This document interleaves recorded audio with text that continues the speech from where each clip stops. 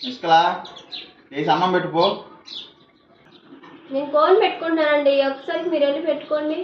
ఇప్పుడు కోనికి నీకు ఏం తొందర వచ్చింది ఏంటి? నాకు ఆకలి వేస్తుంది, అన్నం పెట్టుకో వెళ్ళి. మా అన్నం పెట్టిన దానికి నీళ్లు పెట్టాలని తెలీదా?